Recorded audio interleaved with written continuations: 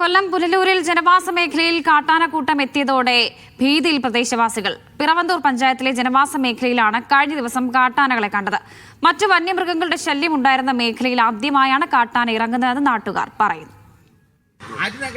പിറവന്തൂർ ഗ്രാമപഞ്ചായത്തിലെ വന്മള പത്തുപറയിലാണ് കാട്ടാനകൾ ഭീതി പടർത്തിയത്. പുനലൂർ നഗരസഭയുമായി അതിർത്തി പങ്കിടുന്ന പ്ലാന്റേഷൻ മേഖലയാണിവിടം. തിരഞ്ഞെടുപ്പിന്റെ പോസ്റ്ററുകൾ ഒട്ടിക്കാനെത്തിയ പ്രദേശവാസികളാണ് ആനയെ ആദ്യം കണ്ടത്. മേഖലയിൽ കാട്ടാന ശല്യം മുൻപുണ്ടായിട്ടില്ല. പിന്നെ പന്നിയുണ്ട്, പ്ലാവുണ്ട്, കുരങ്ങുണ്ട്, മരയണ്ണാനുണ്ട്, മയിലുണ്ട്, പച്ചക്കിളിയുണ്ട്. ഇത്രയും ശല്യം നമുക്കുണ്ട്. ഇപ്പം ആനയും കൂടെ വന്നു. എന്ത് ചെയ്യാനും. അമ്പനാർ ഫോറസ്റ്റ് സ്റ്റേഷനിലെ ഉദ്യോഗസ്ഥർ സ്ഥലത്തെത്തി പരിശോധന നടത്തി. 100 കണക്കിന് കുടുംബങ്ങളാണ് പ്രദേശത്തുള്ളത്. വിദ്യാർത്ഥികൾ ഉൾപ്പെടെ നിരവധി പേർ ആശ്രയിക്കുന്ന പ്രധാന പാതയിലാണ് കാട്ടാനയുടെ സാന്നിധ്യം. ഇപ്പോൾ നിലവിൽ 2 ആന അകത്ത് നിൽപ്പുണ്ട്.